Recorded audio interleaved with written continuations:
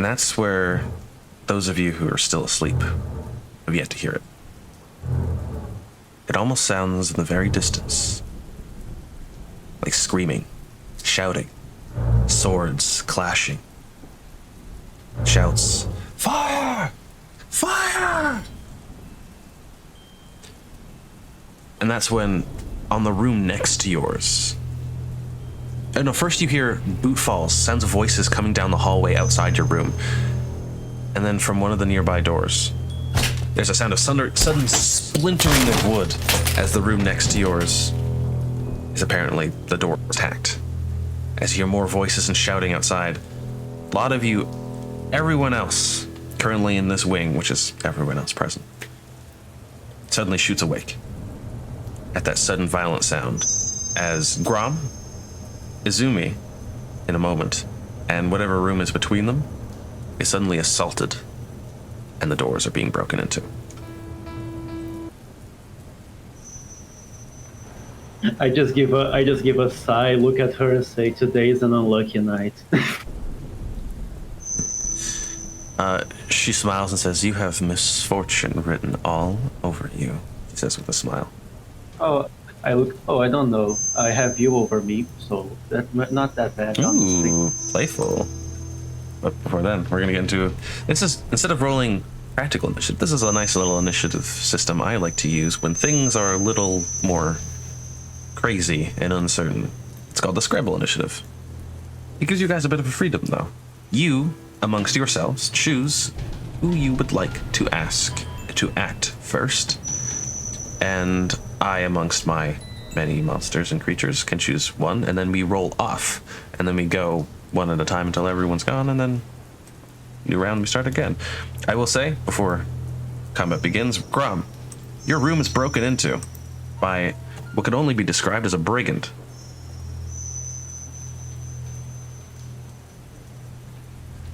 Where's my dynamic? Do I wake up or am I still asleep? Oh, you're awake at this point. Like, your eyes have shot open in your bed, and just as you're like about to lean up, the door just splinters open as a man with an axe enters your room, scans it, and looks towards you. He is who I'm choosing first for my initiative.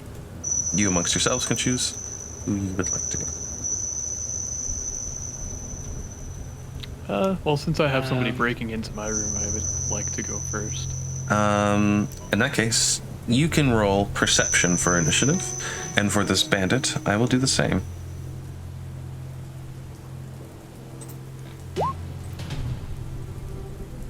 What'd you get? I got a 17. The bandit got a 9 on the dice. So, you're still laying prone on the bed, but a bandit has strolled into your room and looks to intent to try and cut you down where you're sleeping in cold blood. But as he enters the room, he says, "Jesus Christ, is that an orc?" I'm gonna kind of sit up out of the bed with no real haste, just knowing that he has the advantage here, even though this guy tried to ambush him. He's gonna pick up his shield and his whip and just look towards the bandit, or brigand, sorry. You know, it's kind of rude to just barge in. You should try knocking next time. He grits his teeth. And he's gonna do what he came here to do. Since it's standing up, grabbing both your weapons, that'll be your 3 actions. He's gonna come at you with that axe, and he's gonna see how that fares for his life. What kind of armor would you wear normally? I have chainmail armor. Alright, so I don't think you would be wearing that while you're sleeping, so... No.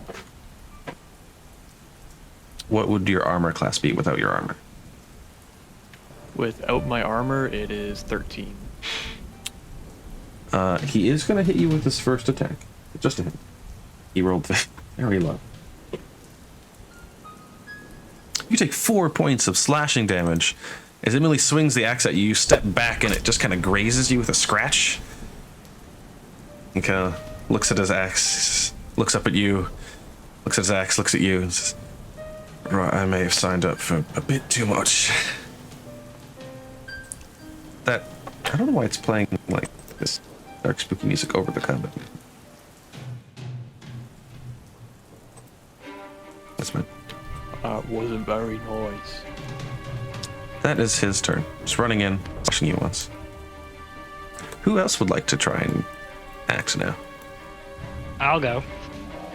Then I would like you to roll initiative against the person in the room outside of Azumi who's trying to break down his door. That's in perception. Yes. 18. 18. I rolled an 18 on the dice. So just as you're shooting awake, getting up and looking around, you hear next to you, Azumi. It rolled a 19. A axe blade comes through the door, nearly splintering it open.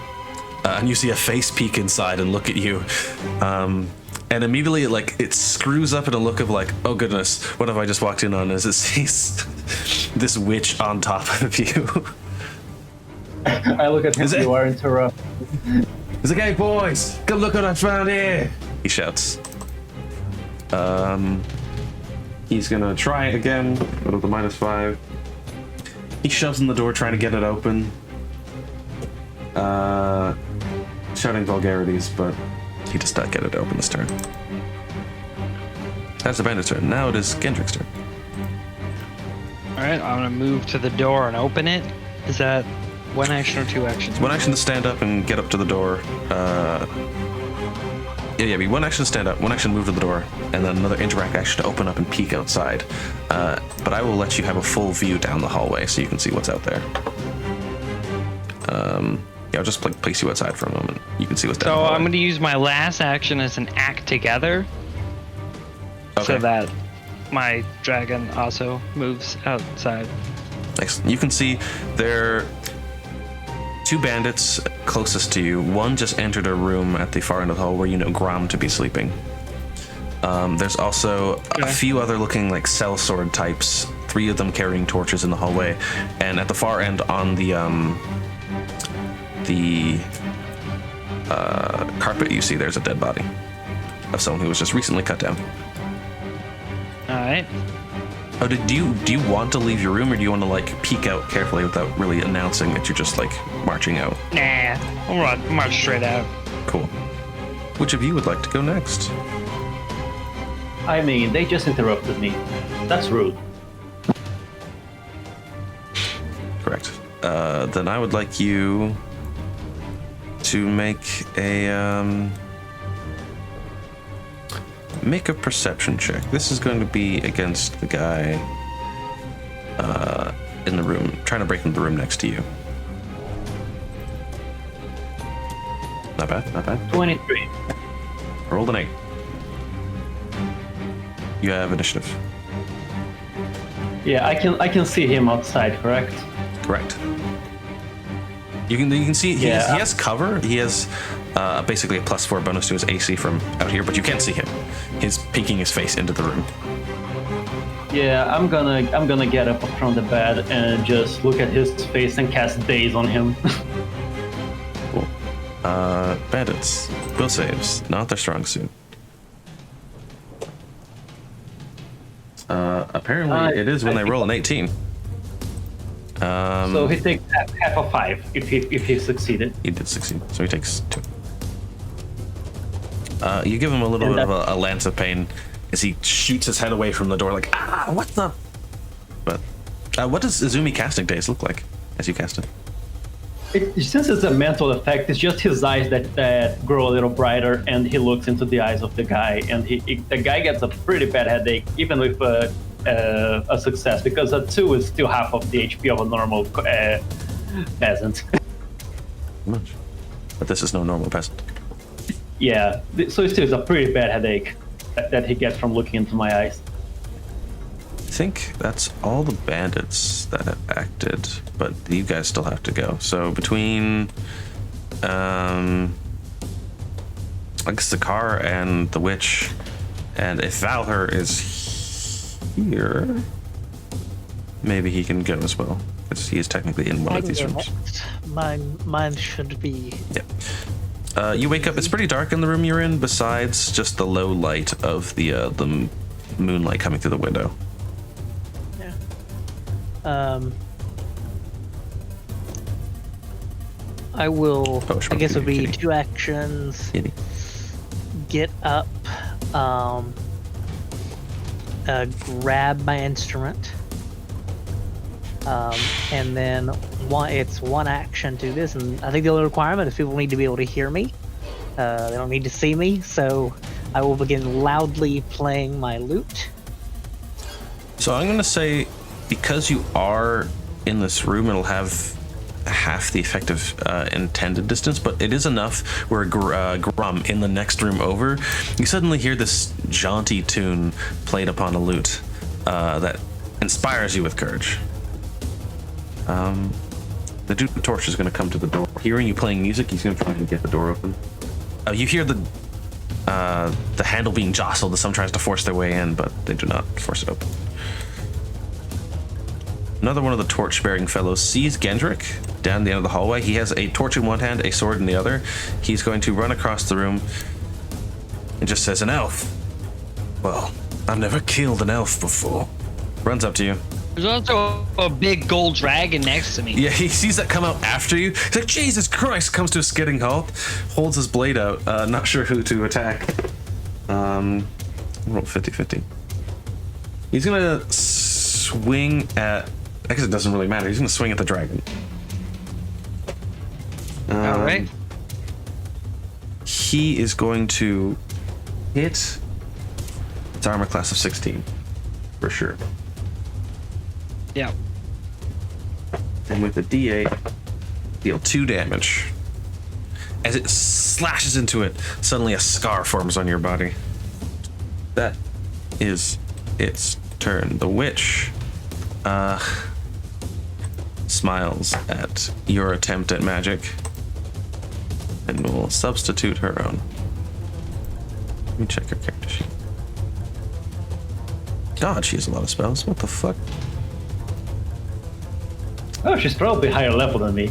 No, she's level 1. Just like you guys. She Which is our pseudo prepared casters, after all. stands up, whispering to her staff, and she casts Phantom Pain. 7 mental damage. And it's taking 1d4 persistent mental damage because... Ow. We are both fucking with this guy's mind, man. And she's like, no, that's not an evil eye. She steps up next to you, and she turns with like a wicked grin that you can't see. You see like the guy stand up, put his face back in the door to like look into the room again, and you see like he turns pale as a ghost, as if he's seeing the face of death, and he screams out in pain. And then she turns back to you with a wicked glint in her eyes, like, "That's an evil eye," she says with a smile. I just smile back at her. I was gonna put Are you flirt fighting? flirt fighting. Look, man, I'm just talking with her. We're just talking, gosh. That Get leaves the booty. every character who hasn't acted yet, which is the 4 fellows down the hallway. They're just gonna hold their position where they are, thinking that their companions have this quite taken care of, because they don't expect any trouble.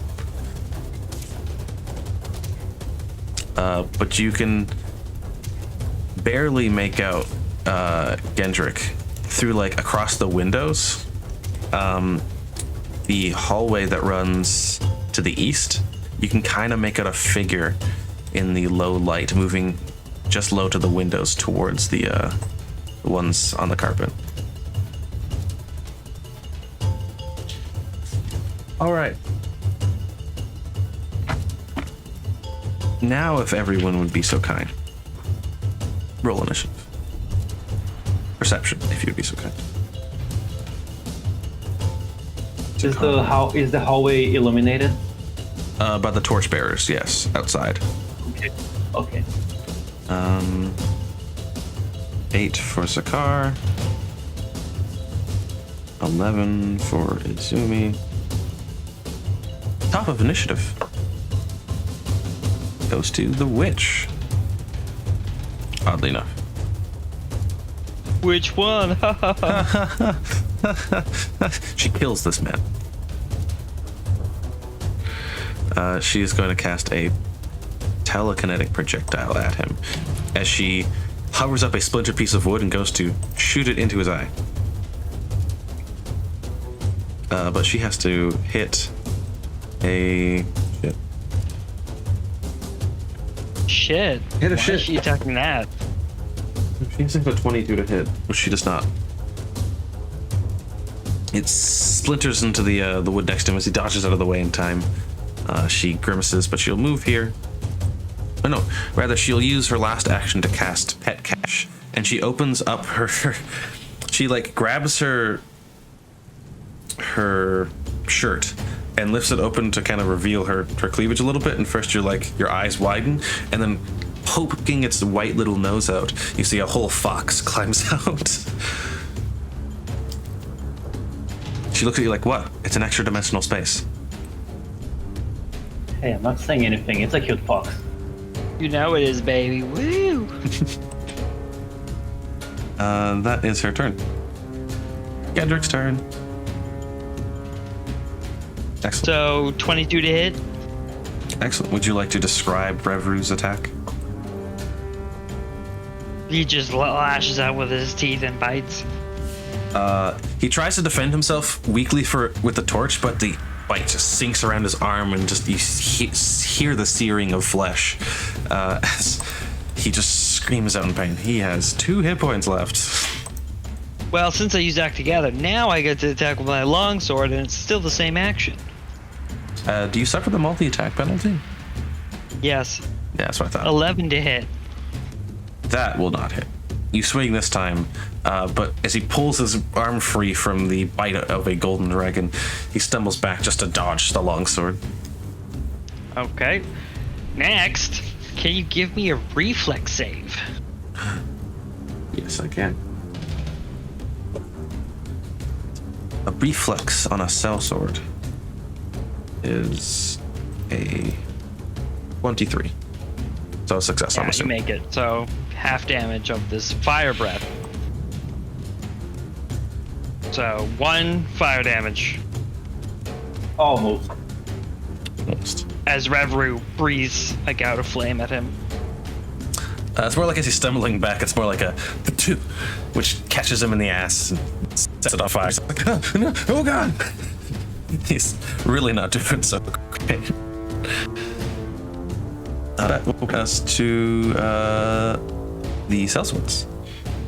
The one in front of you drops his torch, but it's on a cold stone floor, so it's not gonna burn anything. But he will turn and he'll swing now at you, Andrew. That's a 5. Second attack. That's. Hang on, he might have a decent chance of hitting you. Minus. And EC's 14 on Gendrick. Hits you with a 16. Okay. D8 damage. 4 points of damage.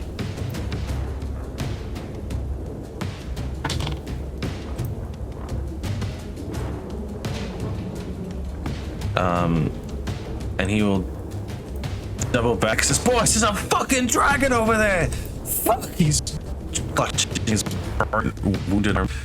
You can see the other guys like down at the end of the hallway are now looking concerned.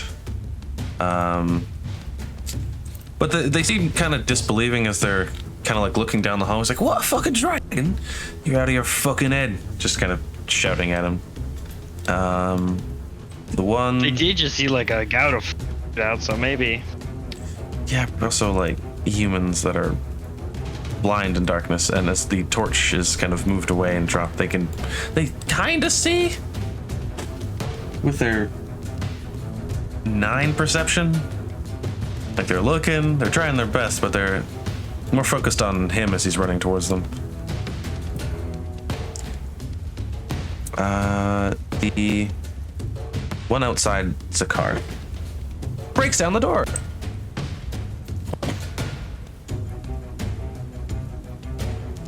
sees you there playing his music.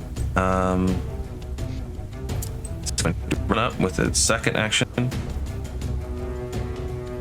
And it's going to attack you with his next. That's another 4. Misses. That is their turn. The Soul Sword who ran, he got about here.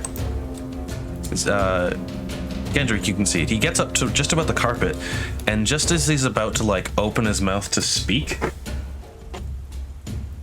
that's a natural 20. He actually got here. Oh, shit. So he runs up. One of his friends kind of like grabs a hold of him and kind of holds him close, and they're like grabs his shoulders and holds them face to face, like looks him in the eye. Goes, "Get a hold of yourself, man!" And then an arrow goes through the back of the injured fellow's head, through his eye, and into the other guy's face, and they both immediately die. That's a 5. You see an arrow whiz past another guy, the guy holding the torch, as those two guys go down, as they both turn around to the eastern hall in the darkness now. That brings us to Azumi's turn.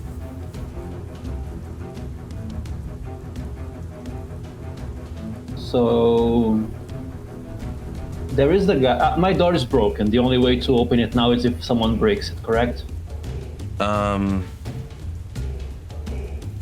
Correct. It's locked. Well, it's locked from this side. You can unlock it and open it. But he's trying to break his way through. Like, Try to demoralize. he's trying to demoralize. I'm gonna look. If you open this door, you know that your intestines will be hanging up these walls. Look, there's 2 of us in here. There's 1 of you out there. Why don't you do me a favor and just die where you are standing? Roll an intimidation check. It's 15. It's not great. That is a success against a bandit, especially one that you've So injured. He is frightened. Yeah. He's like kind of stumbling as he's trying to like look into the room, like clutching it, trying to like rip the door open. But as you say these words, he like there's a cold, haunting expression that passes over his face.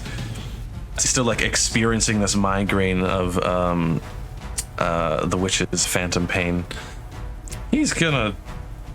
He's definitely not looking like he wants to be here any longer. Yeah, I'm gonna use my last. I'm gonna use my last action to do a gamble. I'm gonna try to divine lance him. Go for it. What kind of damage does your divine lance do? Good. I figured. Go for it. I'm gonna pull out the star chart and just create a roll of constellations in front of me and just shoot it towards the guy. Go for it. That's a hit. And 9 damage. This beam of just pure divine radiant goodness lances into him, and it takes to his body like a poison. He doubles back and he goes through the window with a shatter.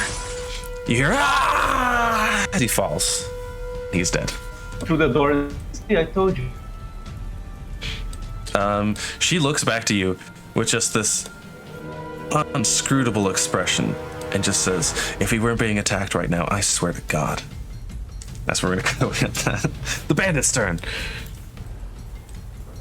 The bandit in front of Grum is going to try and grapple Grum.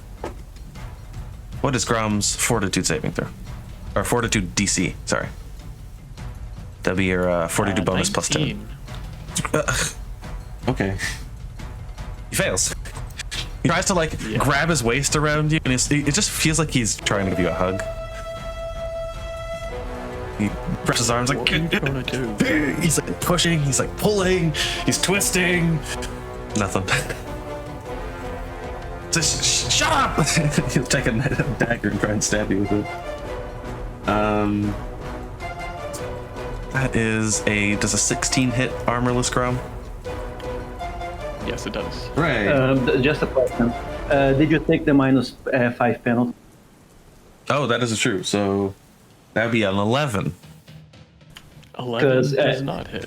Yeah, because grabbing incurs the minus. You're minus absolutely MAT. right. He goes to try and stab you, but just like hits your abs and just like you feel like some sort of, it was probably like a cheap dagger or something, but the hilt snaps and the blade pops out. And he like looks at you like, ah, fucking hell. He's having a bad time.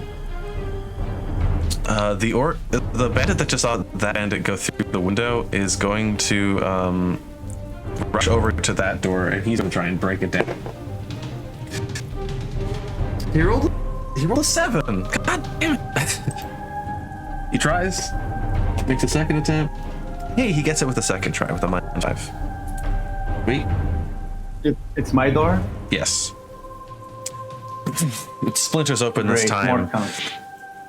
He looks past his companion shoves out and says, "I'm gonna make you pay." And he goes to rush in, but that's his turn. Grom's turn. Grom's just gonna look at this guy who's obviously having a very bad day. Look, if you just put down your weapons and surrender, I won't kill you. Make a diplomacy check.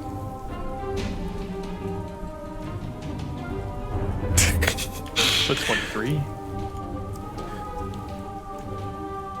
You see, he looks at you, and he starts to tear up a little bit. He's like, you know, man, I didn't even want to be a bandit. And he like sits down on the bed, like looking Too late to dejected. turn your life around, man. He like cups his hands in his face, like starts openly sobbing. He's like, when I was a young boy, I wanted to be a poet.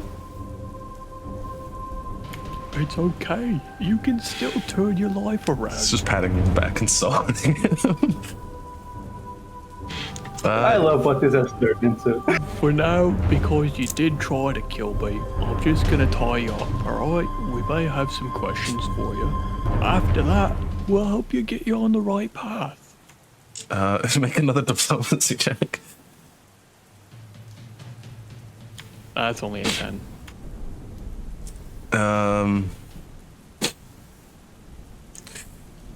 He seems to shirk at being tied up. He kind of like looks like, wait, what am I doing? He stands up. He's like, I'm being paid to kill you. Kind of taking a step back in the opposite direction, but you'll see how this diplomacy goes over the. It's a car's turn. You're being attacked by a sellsword. Yeah. Well, first thing, I will continue my performance because Excellent. this will help me gain a bonus on what I do next. When it looks like this rainbow-colored sort of tendril of with these kind of wispy fingers on it will grab an unattended object in the room and fling it at this dude. And oh boy, predict that's a miss with an 8. Why is it only a plus? Shouldn't he have more than a +4? Regardless, that would be like another +3 on top of that, so that's it's 10. I will say, this is probably a good time to tell you guys now. Everyone at the start of the session, I always forget this. Everyone would have gotten a hero point. Hero points, you can use a hero point to either take an additional action on your turn or re-roll a dice roll that you do not like. So if you wish, you could attempt to roll that attack again with a hero point. Yeah, I will go ahead and use my hero point. Okay, now it's a 21. That's better. Definitely hits. Hit the roll damage button. Roll damage, and that's an extra 1, so 8 damage. Avaz just flies across the room and smashes over the back of his head, immediately just like seeing stars. He's not doing so good. That's with the +1 on top of that, so that'd be a total of 8 damage. Mm-hmm. Ow. And that would be all 3 of my actions. Okay. That will bring us to top of the initiative to the witch. She is going to cast a spell. She's also going to cast a daze spell. Oh no, she's going to cast a projectile. It's 23 to hit. It's a 6 damage. Smash. And then she'll run through the space, trying to get past him out of the room. That will bring us to Gendrick's turn. The bandit here is kind of like sizing up Azumi, sizing up you, kind of looking between the two, but he seems more keen on attacking the person who just sent one of his buddies at the window. All right. Well, this dragon's gonna move up and bite his face. Go for it. 18 to hit, That hits. 7 damage. Ow. Hang on, let me check something. Are you within 60 feet of the bard? You're not within 60 feet of the bard. Now that the door's open, the sound is actually carrying down the hallway. He definitely looks very hurt, but he's still up. 19 to hit, That also hits. and that is 11 11 damage. points of damage. Describe Revru murdering this bandit. He bites his head and he shakes him like a dog would shake a rat. Ooh. Breaks his neck. Just a wretched popping of vertebrae in the neck. It's from Azumi's perspective, he's like leveling his axe. He's like, I'm gonna fucking kill, and just like out of frame from the door frame, just tackled to the ground. You hear screams, you see sprays of blood, and just like a crack, and then you see like feet stop twitching. And as part of the last action, I'm using Act Together to have Gendrick move up. That's a dead bandit. That brings us to the sellswords. The sellswords, who in the dark, the one with 2 hit points, is going to try and fight back against the bard. Does a 19 hit? Yes. Your armor class is 17. A 19 will hit the bard. And the bard will take 6 points of slashing damage. No. And then he will try and grab you. He does. What's You your... can take the -5. Yes. So he, for a total against your fortitude DC, that's an 18, which I'm assuming is a success against a bard. And then he will drag you halfway out the room and begins to yank you. He says, "Boys, I found a cat we can skin." But he hasn't seen what's going on outside the room. As meanwhile, his companions have rushed down the hallway.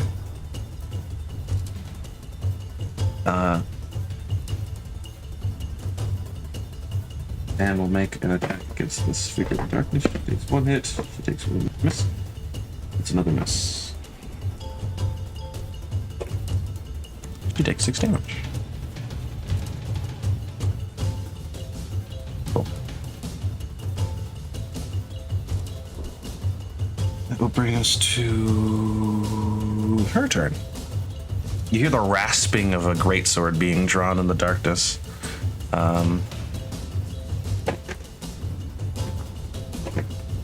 Please tell me it's who I think it is.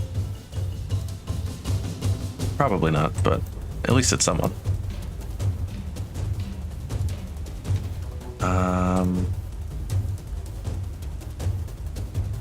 I mean, you showed us a lot of iconics at the moment, so I'm hoping it's the barbarian. Wouldn't that be nice? Good old Amiri. I love her. I think 12. Plus 2 is 13. You see a head. You hear like a as a head rolls into frame, like onto the carpet, as one of the sellswords has been decapitated.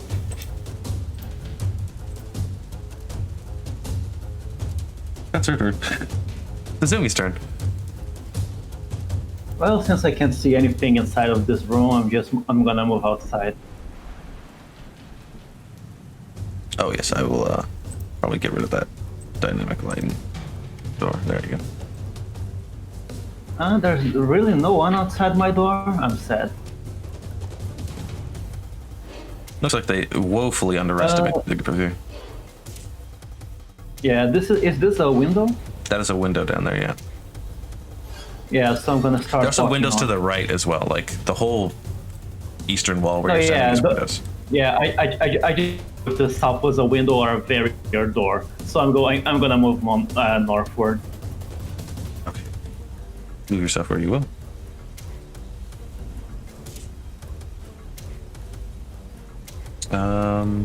Here, that's all my 3 actions. That will bring us to Grom's turn.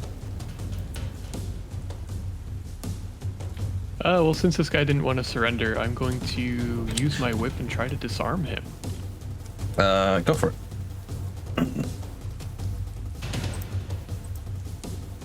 That's a 15 versus reflex DC.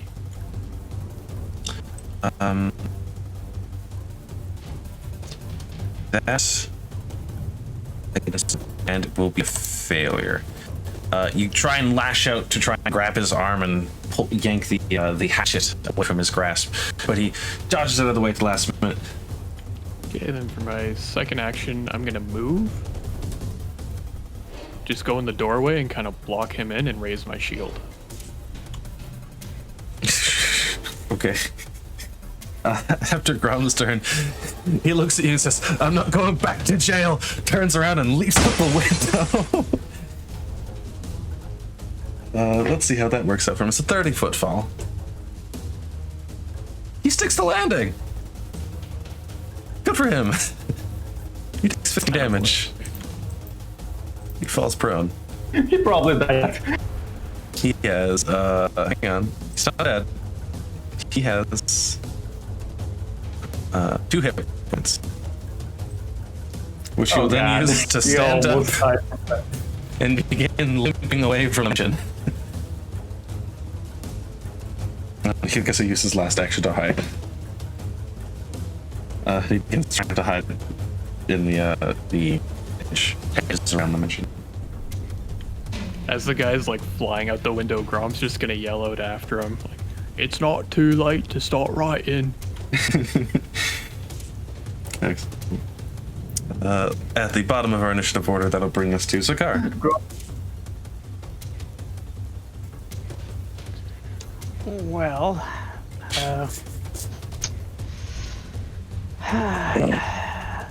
I will free action, drop my instrument, and use an action to draw my rapier and attempt to stab him with it. Go for it. Your instrument lets out a heavy clang of disapproval as it is jostled painfully. Zakar just went. It's the witch's turn. Yeah. She runs past.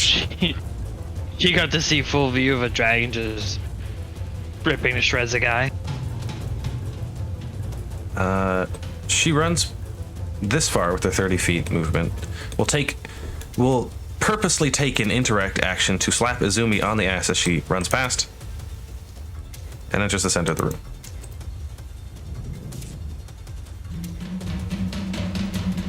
That is the witch's turn.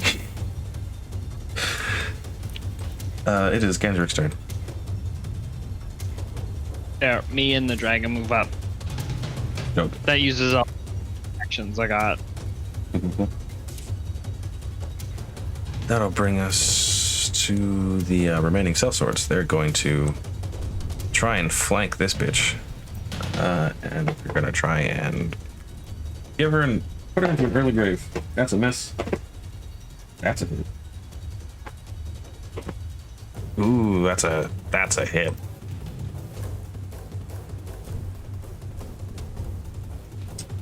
So.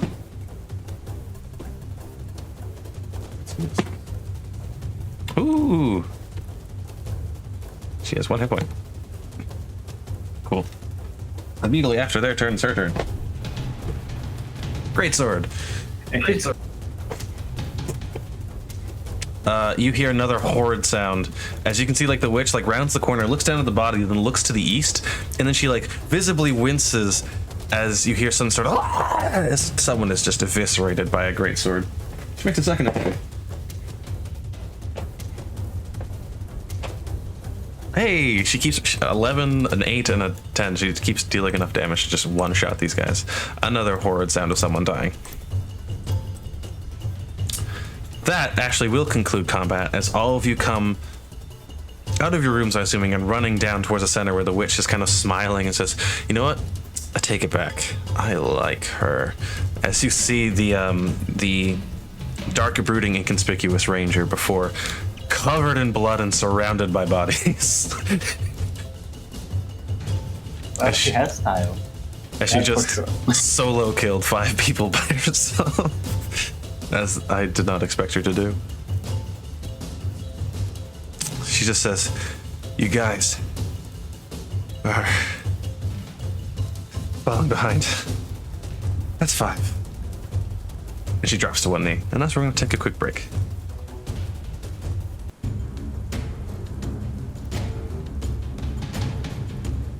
So, the witch and the ranger have joined the party.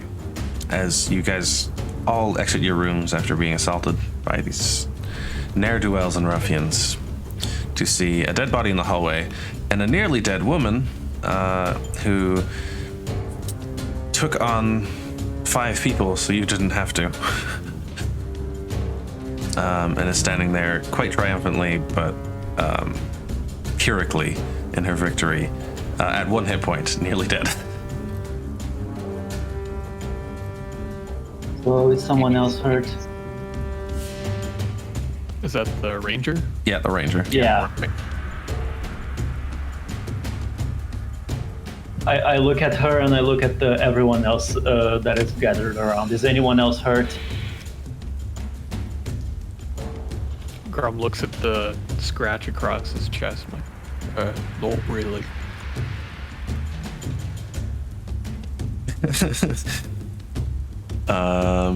Yeah. Grum, it's, looks so hurt. Comparatively.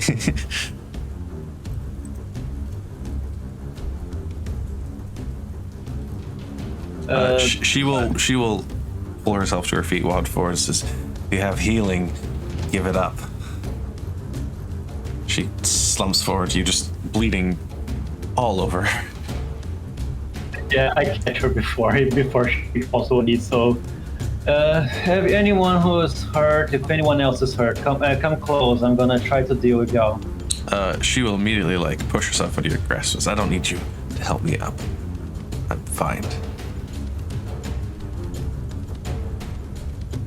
Your shoulder looks the part. I'm impressed by what you did back there.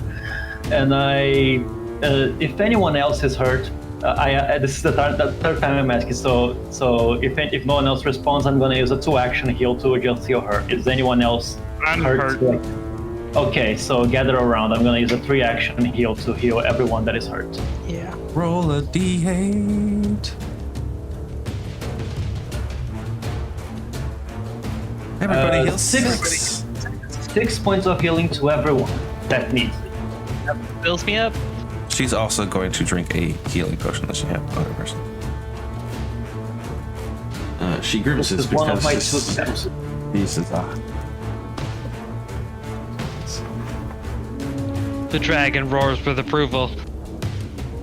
the dragon actually has begun to sniff the hallway, and you can see past her where she came from, down the hallways away. So you can see it looks like the roof has been smashed in, and the entire hallway is choked with rubble. But they've turned their attention towards that, and they're sniffing the air towards them, and you see their pupils dilate, and they hunch down forward, and they say one single phrase to you that makes your hair stand on end. "I smell dragon."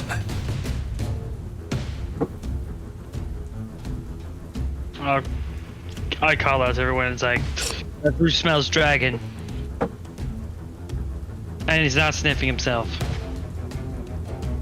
Oh, that's never a good phrase to hear. Just as a description, what happened when I cast heal, I took the star chart, which is the silver disc that I have, and I spun it in the air. And when I spun it, it's like the entire place around us, 30 feet around me, became like the night sky. It's almost as if you were transported to the middle of outer space, and then when it faded, your wounds were healed back to by 6 hit points. I like to imagine as he's like spinning it all, like almost like on the tip of his finger as the spell comes to an end, you see like the multiple gems along this disc like cast little beams that form constellations just sparking across the dark room, kind of filling with this distant feeling. Cool Yeah. glow.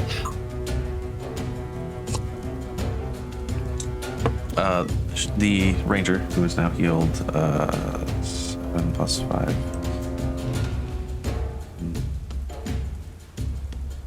Why is it our hit points changing? What's going on here? Oh, I see. Plus 7. It's 5. Okay, she's back to full. Her wounds close, and she seems with a renewed vigor to continue forward. Also, is this hallway completely dark? Because I do have low light vision. So. In like near the windows, you can see completely fine. But like towards the dark corners of the hallways, there's certain like dark places where you can't see. Do we want some light? I've got the light cantrip. If needed. I think yours is a bit less conspicuous than mine, so I think we should go with yours. You say, the witch just gives you guys a smile and says, "You guys go on ahead. I have some things I want to look at. Don't wait up." She turns up and she goes towards the door, and she won't depart that way. The ranger says, "There's more fighting down in the courtyard. Unless you want to jump out a window, the quickest way," as she points back towards the rubble. "Back that way.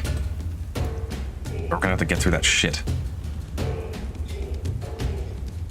Only one way forward then. Well, don't say that. She says, "He looks towards the north door. That way will lead around to the library, but that'll be the long way around.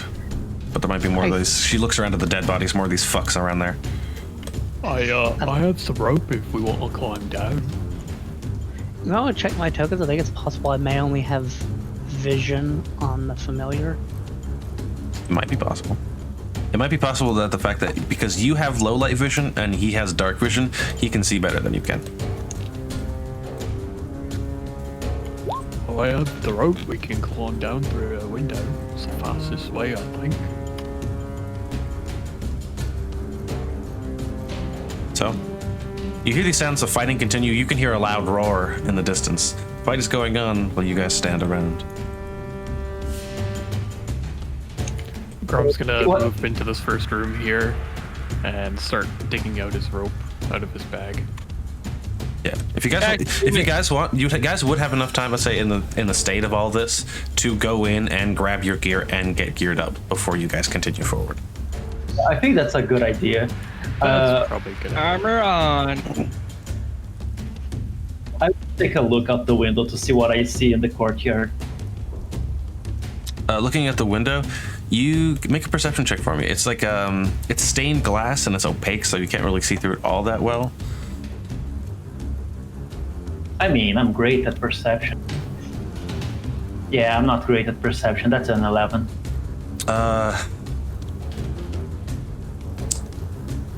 You certainly hear a lot of fighting. You don't see a lot of fighting. You can also see beneath you, there's like a lot of light. Like a lot of light.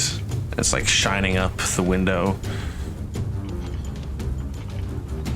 I'm gonna look back and say, look, I don't think we should climb down the window. There seems to be a lot of fighting going on in the courtyard. I can't see anything because the glass is so opaque, but I can hear a lot of sounds. Grum's gonna go back to his room and look out the window that's been smashed out. That looks out of the manor grounds, away from the courtyard. You just see the city of Restov and the past the grounds of the manor. But the courtyard. You do begin to notice, Grom, there is there's the smell of smoke, and you notice the your room is starting to get very warm. In fact, the hallway is starting to get very warm. We should get going. Like, there's a fire in the building. You guys gather up all your gear, get equipped. So you guys have your armor, your weapons, all your backpack, all that stuff on your guys' person. Which way are you going? Are you guys going out one of the windows? Because you can. It just, largely depends on which window you want to go out. You can go east through the wreckage, which would be the quickest, most direct route, but you'd have to navigate through a environmental hazard. Or you can go north through the library. It's a long way around, but away from the most danger, for the most part.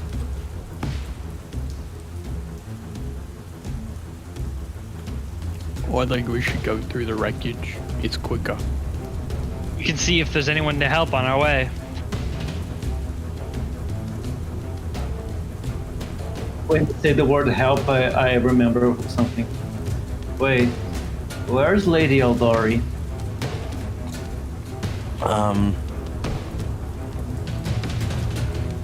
The ranger says, She's last I checked, she was still in the Grand Hall. I think we should go help her. She's the one that brought us here. Well, we have to go through the probably courtyard if we want to get to the Grand Hall.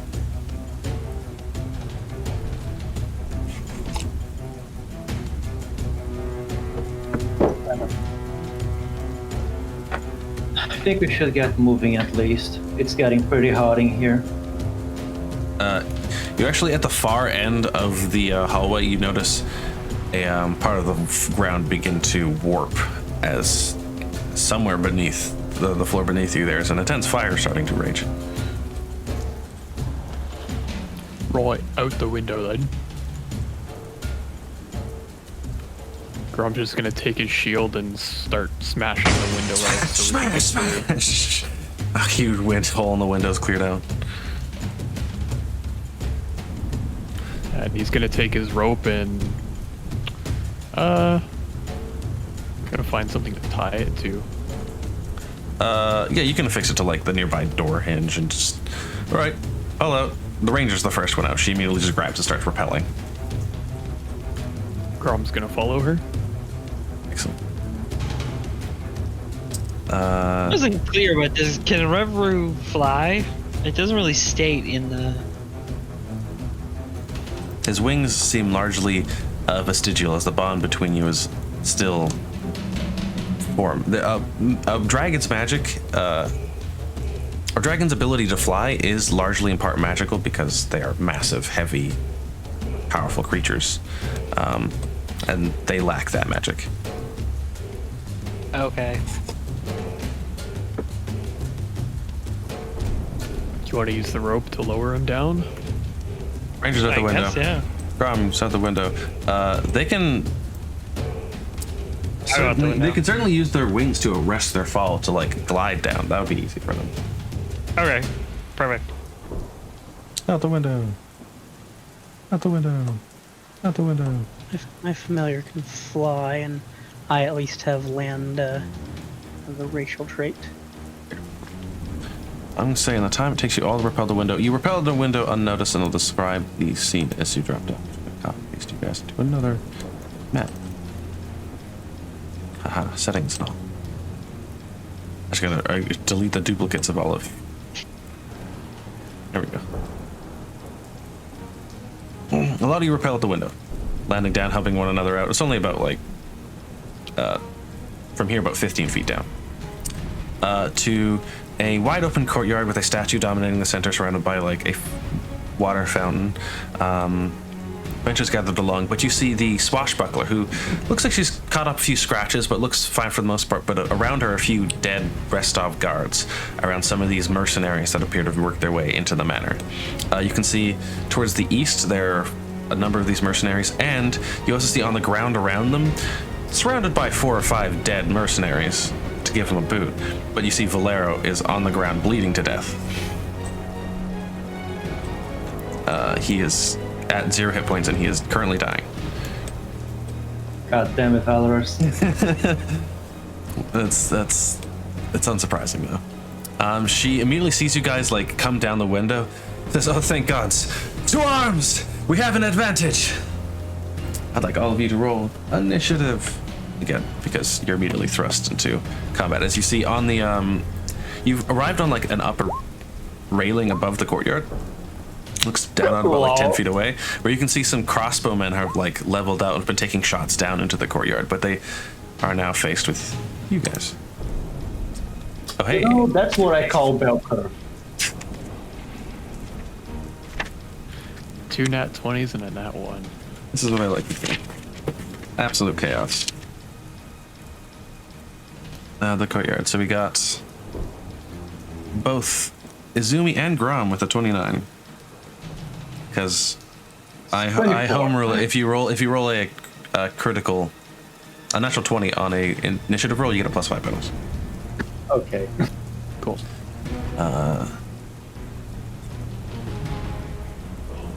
All right, top of initiative. You between the two of you, you guys can choose who goes, but it's Grom or Azumi. Be my guest, Grom. You can go first. Oh, and I'll bring you over to the Okay. map. Here you go. I'll go first then. It's probably there you go. Here's the map. It is. So where's It's the pretty person dark. laying on the ground who is at 0 HP dying? Valero is all the way over here. Here. Hang on. How do I drag your over there? Okay. He's not looking so hot. You hear an audible sigh.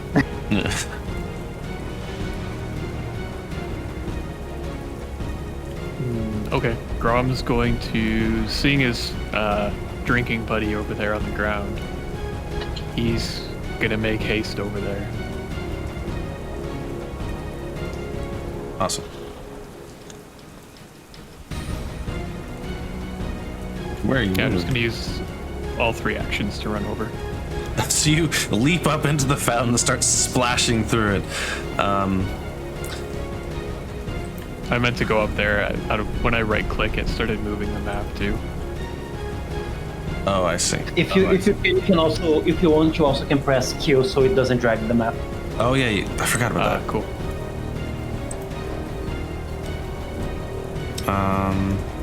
Okay. Yeah, that's my turn.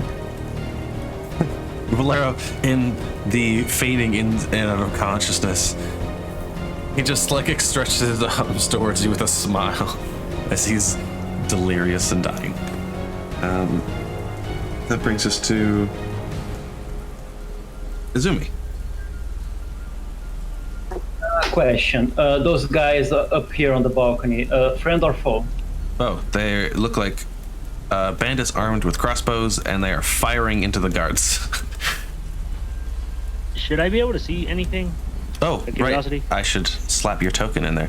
I'll get you in there in just a moment. In fact, I'd like you to roll initiative for dear Valher Sverdson. Alright. So when you get on your own time, like you can drag and drop and copy and paste your bits that are missing in the character sheet. But I think for the most part, there's a lot there. This is your character sheet, There we go. and I'll let you edit it. So you should have control of that. Yeah. And the only thing I need to edit is just the skill set. It's just the actual skill. Skills. I think the skills in the inventory for the most part is what's missing. Yeah. But give me on the right hand side where it says perception. Give me an initiative check. No worries. Perfect. It's also whispering for some reason. 21. Wow, that's exceptional. Yeah, he's probably rolling for the GM too, because I didn't see the roll. I'm going to look at the guy that is closest to me. I'm gonna use one action to call him out and demoralize him. Excellent. Roll a intimidation check.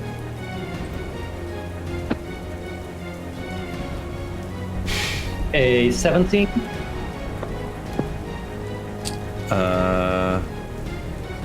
That is a success.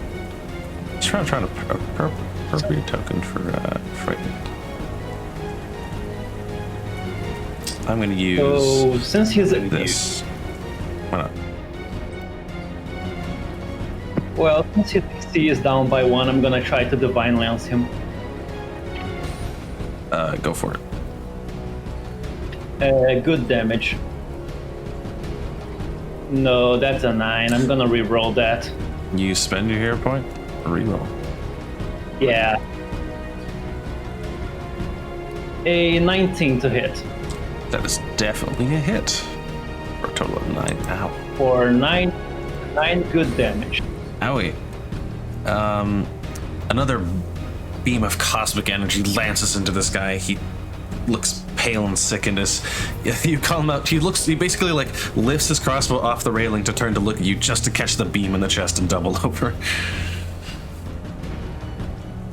And that's my 3 act. Demoralizing and casting Divine Lance. Excellent. That'll bring us to the guards. With a bit of a second wind, now that reinforcements have arrived and all hope doesn't look lost, they are also going to rush forward.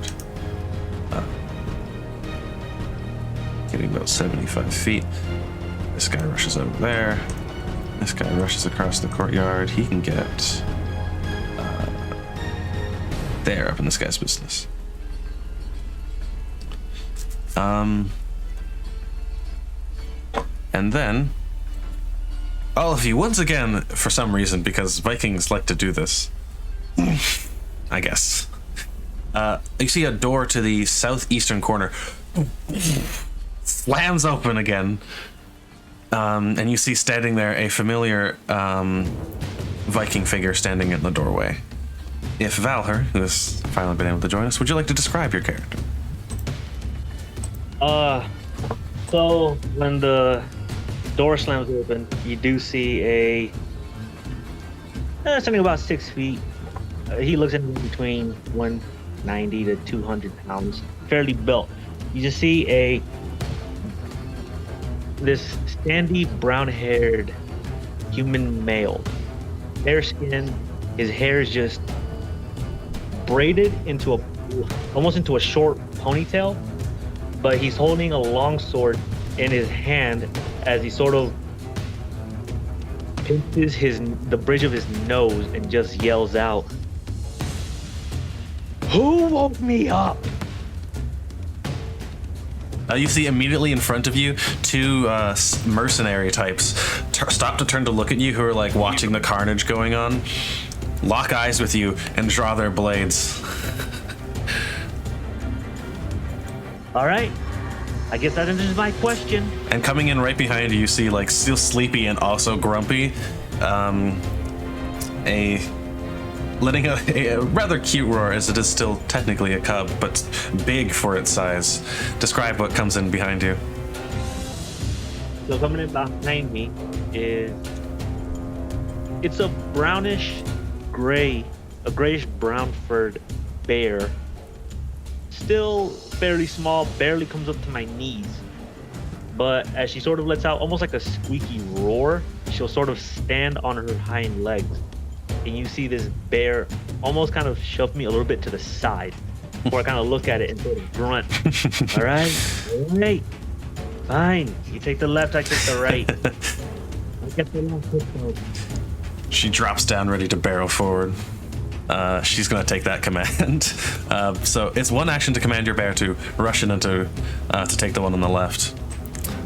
You can take the one on the right. So it's one action to move, and then you can come in and make that attack.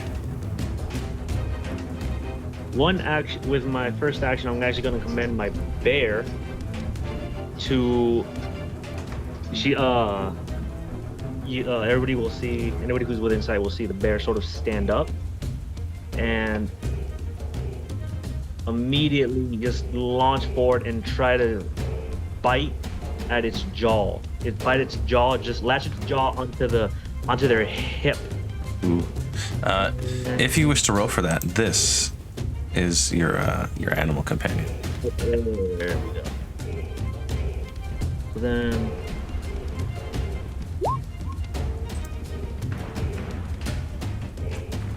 I don't know why it's whispering those words, but it runs in and tries to scrabble at it. If you wish to describe your bear's attack.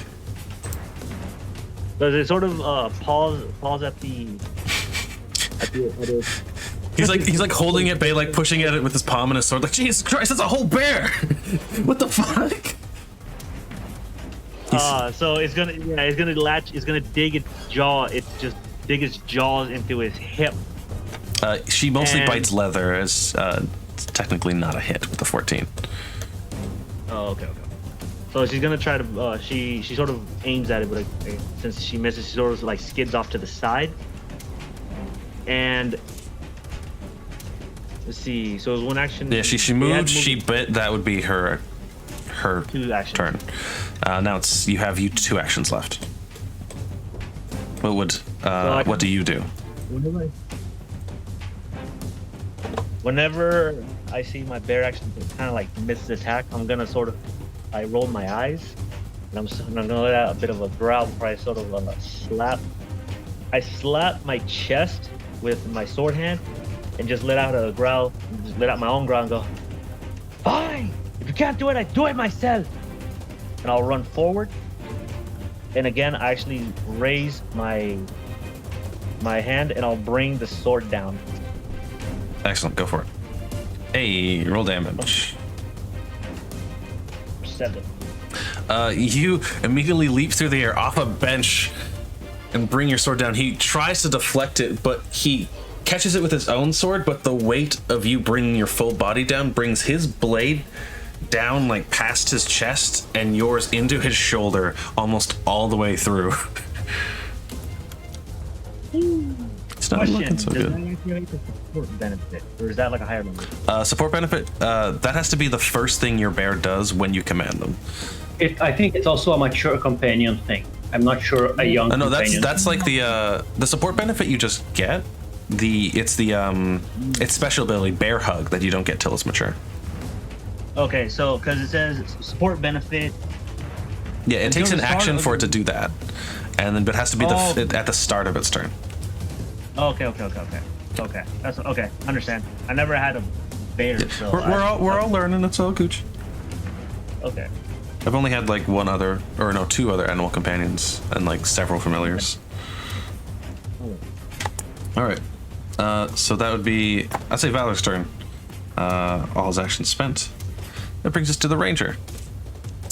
She's gonna do what rangers do. She's gonna hunter's mark this guy because fuck this guy. Wrong game. I also call it Hunter's Mark sometimes. Yeah. It all serves the same purpose. Hunt prey, hunter's mark. Yeah. I'll put a skull on.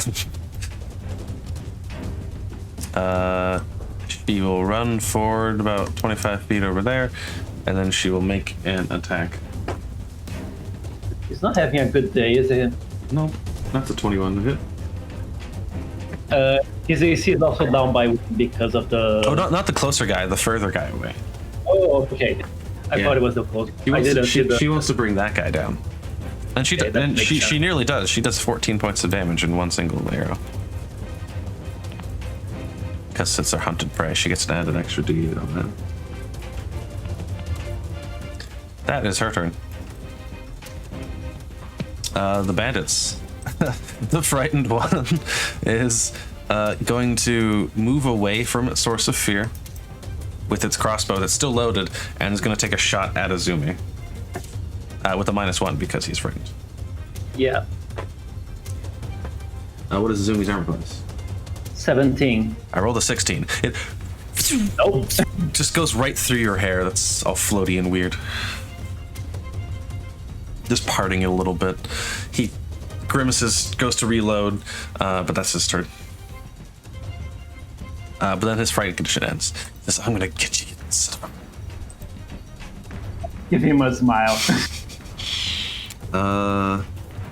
The other bandit, who has 3 hit points, is going to run to cover, take cover, and shoot at Jackdaw.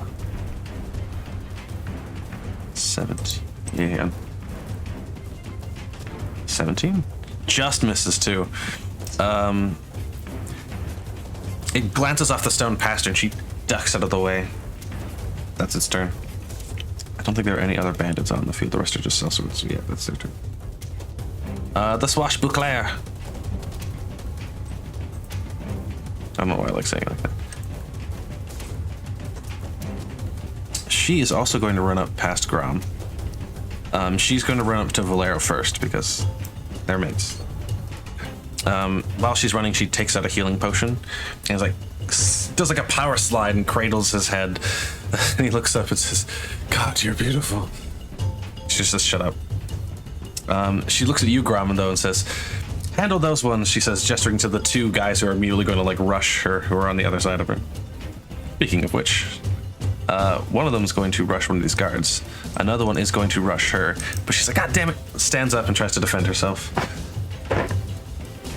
She does catch a blade. 6 points of damage. It goes in for a second attack. She deflects that one deftly with her rapier. That is its turn. The other one attacks the guard. Miss. Wait, no, that one's just a hit. Guard take damage. That one acted. Another 4 damage. Miss. Okay. So both the guards take 4 damage, but that's all the sellswords managed to do with their turn. The one in front of... not Valher. Oh no, yeah, Valher's person. One in front of Valher is going to take a slash at him in self-defense after pushing upwards, pulling your blade out of his shoulder with his good left arm. Tries to swing at you and does with a 25. It hits. You take 7 points of slashing damage as you catch a blade right across your cheek. He stumbles back and says, "Stay the fuck away from me!" And he's going to try and move away, which triggers your attack of opportunity. Because he doesn't realize he's dealing with a real fighter. All right. So whenever he steps back and just slashes me, again, I'll just slap my chest, like right where the wound is, and just start yelling in Norsar's. Look, I got 3 by mine. Shit. That's a hit. How Definitely a hit. hit roll critical? I was just curious. Hit the roll critical damage button in chat. Cool. Cool. You also What get damage? what is known as a critical hit card. I have this little deck in front of me that in roll 20, right anytime you roll a natural 20 or a natural 1 on an attack, something interesting happens. This something interesting is you hit them with such force that your blade, you catch them with a horizontal slash that catches them right across the chest in the same place where they slashed you, and they spin not once, not twice, 3, but 4 times in a full like pirouette before coming to a stop and then falling forward with just this huge vicious gash across their chest.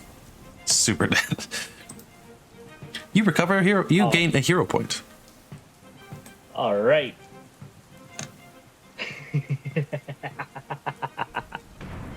Off to a great start. And I laugh. That is that last remaining sellsword's turn. I think all of them would act, except for the one that's going to attack Ram. That's the last one who hasn't acted. You can try. Does a 16 hit Grom? No, it does not. Deflected off your shield. He goes in for a second swipe. That's even worse. He swings and goes at you, but you just dodge and weave, even though you're standing in knee-deep water. That is their turn. That brings us to Gendrick, then dying Valero. Okay, I'm gonna move up and cast a spell. Okay.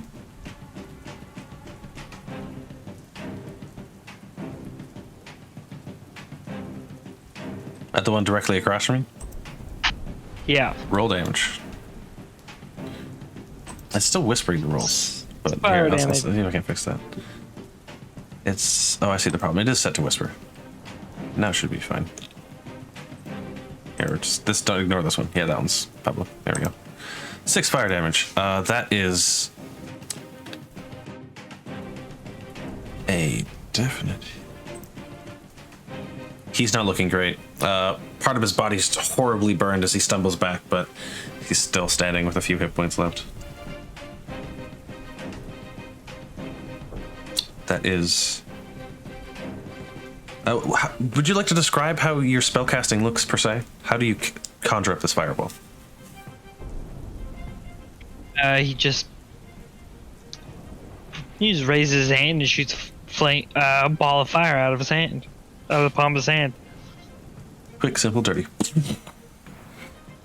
That'll bring us to the dying Valero. He rolls a recovery check to see how he's doing. He needs to roll a 10. He rolls a 6. Valero's dying. Didn't he get a potion? He was about to be delivered until Jarella got attacked. Ah, I see. She didn't have enough actions left.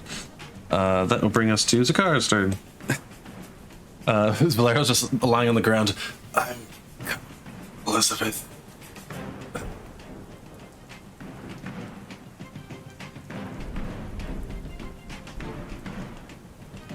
What does our catfolk bard do on their turn? Well, I'm gonna keep it simple and do bard things. So first I'll move. Then let me do this. That there's like an indicator. Beautiful. Is that for Inspire Courage? Yep. It's a 60-foot emanation, not a 30-foot emanation. Oh yeah, it should be a lot bigger than that. It should be a lot bigger than that. It should be that big. Let me. Yeah. I can see that. Nobody else can. Yeah, I think only you guys. It's so big that even Grom is benefiting from it right now. And then I will. That's nice. Let's see. I use my remaining action because it's another 1-action cantrip. I will do shield. So till the start of my next turn, I've got +1 AC. Tasty. So 18. An excellent turn. You're a cat familiar because you've not instructed it. On its own, it's just gonna climb up onto the railing and start lazily cleaning itself. This is turn. Grom or Azumi, whichever you'd like to go next. Who's going first? I'll go first. Yes, you have Inspire Courage. You are benefiting from Inspire Courage. Yes. Yeah. Look at that. Perfect.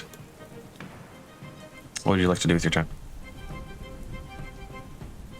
I'm gonna move over next to our fighter buddy, and I'm gonna place my hand on his chest and say, "Not today." I'm gonna cast Lay on Hands and heal him for 6 hit points. Hell yeah. And he has a +2 bonus to his armor class for a little bit. As he's like reaching his arm upwards to the sky, you Beastmaster clasp his hand and pull him back up to his feet, invigorated with a sense of life and consciousness. He locks eyes with you and says, "Oh shit, it's good to see you." He looks around and says, "Are we still fighting?" Oh yeah, we're not done yet. Awesome. Reaches down and grabs his sword. And for my last action, I'm just gonna raise my shield. Excellent. Back to back with Valero, you raise your shield as he does the same. That'll bring us to Azumi's turn. Yeah, I assume this is completely blocked off, correct? What is? This is an obstruction from me, correct? That is difficult terrain. For a projectile, like if I wanted to make this shot. No, you could potentially do that.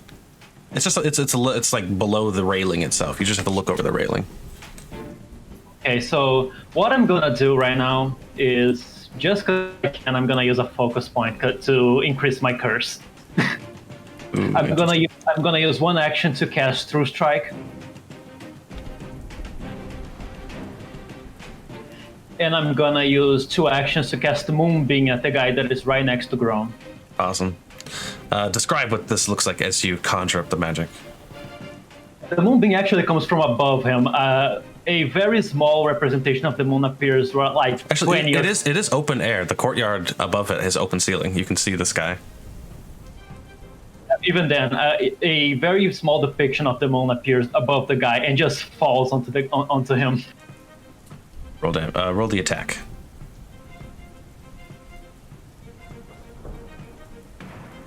A 20 to hit. Yeah, I'll take the first one. Does it add anything? Is it just 1d6 fire? Yeah, it's 1d6 fire. Oh, I see. But if it's a normal hit, he's dazzled for 1 turn, so everything is concealed to him. Ooh, that sucks. Excellent. This runic moon sigil appears above it and just fires down this moonlight fire. Takes 3 damage, and he's gonna have a hard time fighting anyone now. And as this happens, my clothes that were fluttering are starting to flutter a bit more, and my eyes are starting to shine a bit more than before. As if he's starting to float away. That'll bring us to, at the end of Azumi's turn, the guards. The guards are going to fight back. Tired of being pushed around. Club. Hey, that guard just rolled a natural 20. He fucking knocks this dude's lights clean out. Non-lethal damage too, so that's a survivor to interrogate later. He will take a single step backwards, and I guess he'll do it again. Please roll another crit. Oh, no, but he does hit it and smash this guy too, right in the face. The other guard is going to try and do the same. The fight's really turned around now that you guys are all here.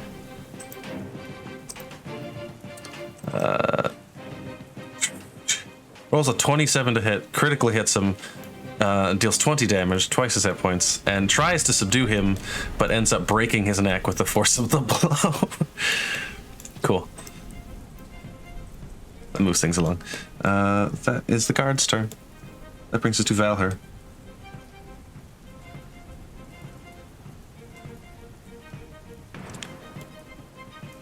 Valher! Or maybe he's dead. No, I'm here. Sorry, There I we forgot go. I was muted. You see, Valher is going to charge forward. Let me see. 5, 5. Is the green grass difficult terrain? No, it's not. Anything looks like thick shrubbery, though, is. Like the Okay. big blob there. Well, in that case, I think actually this may be even shorter. Would you believe I threw this map together in 15 minutes? Really? Yeah. Huh. Valher, I'm going to charge just forward 25 feet. And just force myself through the shrub. Just and just immediately for swinging wild. So this guy's flat-footed. You only need to beat a 15 to hit this guy, so go ahead and roll an attack.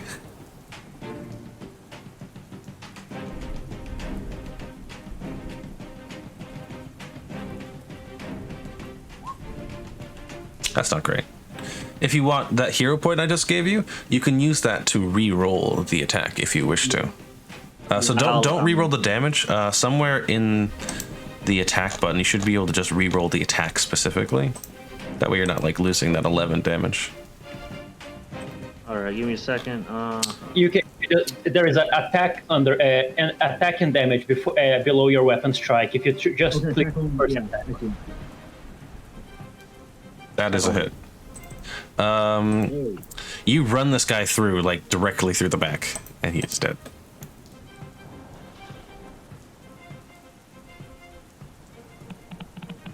Not much of a match. How's it max for damage roll too? Ouch. Okay. Okay. That is Valhyr's turn. Your bear will just follow behind with one action. Yes. That will bring us to the ranger.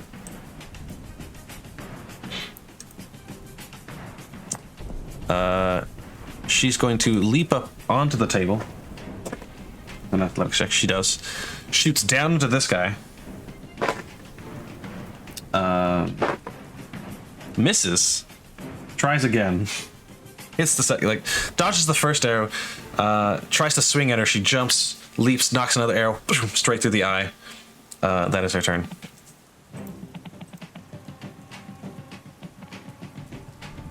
That brings us to the bandit. The last remaining bandit is going to try and flee. He sees don't sell the other one that short. There are 2 bandits left. there's one bandit left. Oh, that's, yeah. That is their go of things. They both have about the equal amount of hit points. Which is not many. Between 2 of them, they make a full peasant.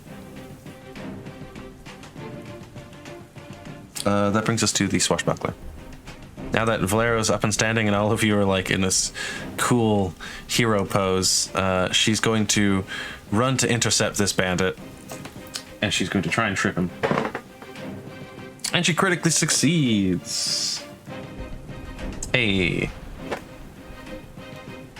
Hey, that's a good fucking game, my man. Oh, Thrash Pack too. Oh yeah. The critical hit damage from him falling prone is enough to reduce him to 0 hit points as he knocks his teeth out on the stone. She dusts herself off. Brings us to the last remaining sellsword. The last remaining sellsword. He's also going to try and run. But he runs past the fighter who he doesn't know has an attack of opportunity. Would you like it to take an attack of opportunity? Yes. Take an attack of opportunity. As soon as I see them just running past me, I'm gonna immediately just whirl around and just slam my sword right into their chest. Roll critical damage. Those 5. Oh man. How do you want to do this? You've hit them in the chest. Do you just want to like cut them clean in half? Yes. So. The lower part of his body. It's a brief moment. The lower part of his body keeps going for a moment as the top half just falls. In a display of strength that is incredible. Even Valero's like, damn, where were you for the rest during the rest of the festivities?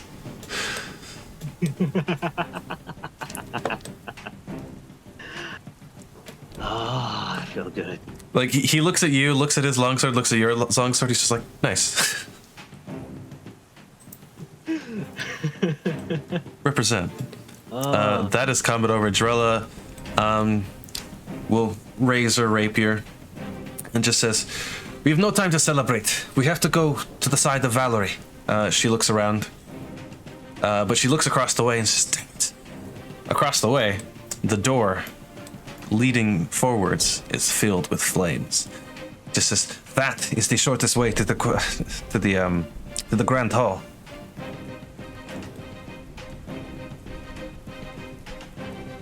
Valero's like, well, chugs a healing potion, dives headfirst into the fountain, getting soaking wet, stands up, slogged with water, and just says, see you guys there.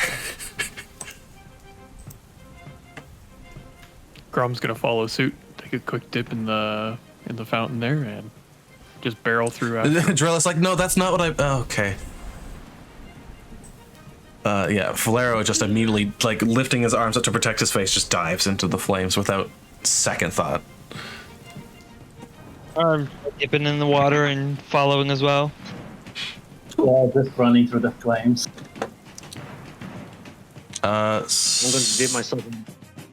And I'm gonna use a piece of like clothing to just kind of cover my mouth and nose as I go through the fire. Excellent. Smart idea.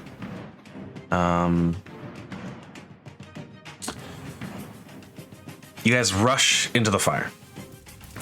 I'd like all of you to make an athletics check. The DC is substantially easier because you guys have drenched yourself in water and taken precautions to try and not die a tragic death. I will make sure to also dip my familiar in the water. Someone's gonna have to carry me through this. Even Azumi. That's a 12. Well, normally you being as slow, you're moving cautiously and carefully because you've had enough bad luck today, but the water you're drenched in is keeping you insulated enough where your cautiousness is not a detriment. I'm gonna ask. Could I potentially use acrobatics for this? No, this is going to be more your ability to endure and keep pushing forward in a high tense environment. I'd say this is athletics. That is a success. That is barely a success. Okay, good. The DC was 10. Yeah, you're having the same thing. You're moving cautiously and carefully, not wanting your fur burned, but that your sopping wet fur is what's saving you here as all the water's quickly evaporating. But as you guys are going through, you look around through the fire looking for a way through. You could see it on the far side, but you see somewhere through the fire, you hear shouting, and for a brief moment you see there standing Valero. Around him are 3 guards. He's trying to all escort them to safety, but it looks like he's having a hard time doing it on his own. As you see the fire's just coming down around him. Without a second thought, Grom's gonna rush to his side and help with the guards. Same with Gendrick. Excellent. The two of you, give me an athletics check. What are the rest of you doing? You can see Jarella, who has rushed in behind you, seems to favor just rushing for the exit. I would be more of a burden than help trying to get these guards out, so I'm just going to help anyone that makes out. Try to put out the fire of anyone that leaves the corridor when I leave. Okay. Those of you just rushing for the exit, I'd like you to make a fortitude saving throw. Those of you rushing towards the Valero, however, make that athletics check. I'm gonna hesitate for a moment before I finally growl in irritation and make my way for the guards. Hell yeah. Oh, damn. Nice. I waited to see if I thought they could handle it, and it seems like they can. I will make for the exit. Excellent.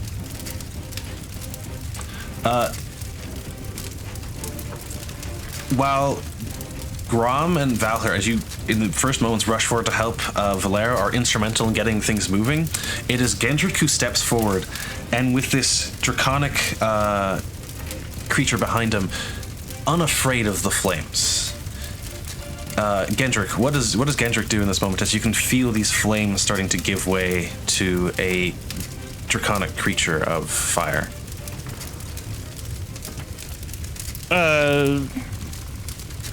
Just start ushering them and having a reverie, push them through to get out of this area.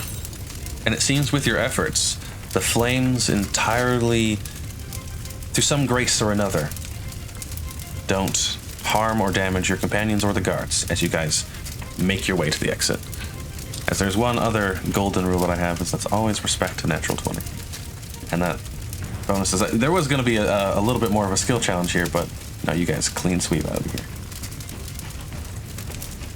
You come out, all of you are steaming as all the water has long since evaporated.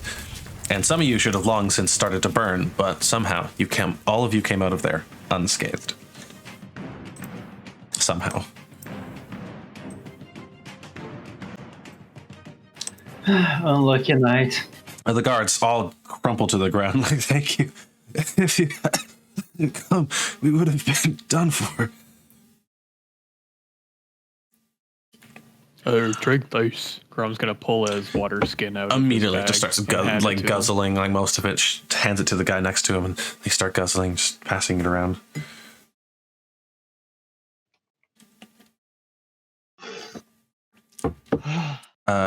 So Valero dusts himself off, says, I knew that would go exactly as I planned it to. All right, now to the Grand Hall. He just starts strutting forward with confidence, just booking it down the hall. Jarrell's like, God damn it, Valero, starts running after him. Grom's gonna turn to the guards. Stay here, recover. We got this. And he's gonna rush down the hall after the fighter. Excellent. Grab your tokens, and I'm gonna drag you all to another. Just the last bit of our prologue here. Make sure everyone is actually gonna get copy pasted. Got you, got you, got you.